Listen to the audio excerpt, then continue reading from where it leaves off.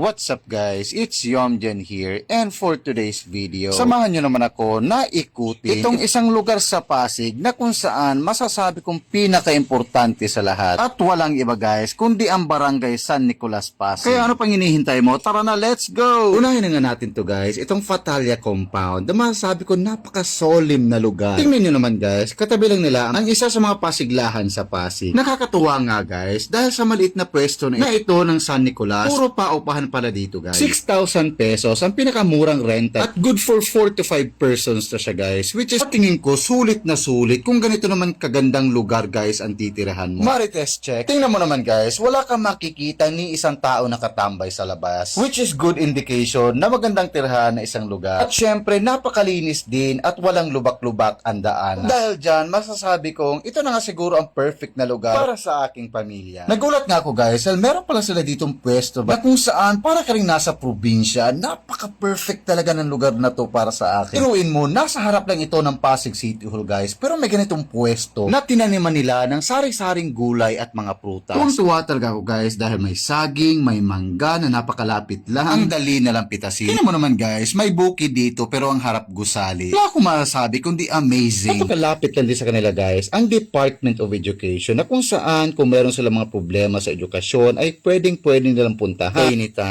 School check, kapitbahay lang din nila ang school guys, kaya naman pwede nang umuwi ang mga estudyante pag reset. Gagi ka mali. Napakarami ding establishments dito guys, merong salon, pet shop, tindahan ng mga damit, at kung ano-ano pa. Napakalapit na talaga sa lahat guys. Perfect na perfect. Tingnan mo naman guys, napakalinis talaga ng San Nicolas Pasig guys, dahil wala kang makikitang basura na kalat kahit saan guys. Dahil dyan, good job, perfect, excellent. Pareho lang yun. Ito rin pala guys, sa San Nicolas Pasig, matatagpuan ang sikat na Alex Lugawan na kung saan ilang beses nang na-feature sa TV. Ano man Alex Lugawan, Bekenemen. Nakakahiya. Napakasarap talagang puntahan guys ang isang lugar na may malinis na kapaligiran. Napakagaan sa pakiramdam dahil feeling mo safe na safe ka sa lugar na ito. Kala nga namin na maliit lang ang San Nicolas pero malawak pala ang sakop ng San Nicolas sa Pasig guys. Kahit sa ang sulok talaga ng San Nicolas guys, wala kang makikitang masakit sa mata. Dahil lahat maganda at kaaya-aya. Kumbaga walang tapon talaga. Perfect na perfect. Pero sa lahat guys, dito talaga ako natuwa dahil meron silang ice cream dito sa labas na kung saan libre para sa lahat. Paninda yan loko. Na-amaze nga din kami guys sa mga bahay na nasa tabi ng creek.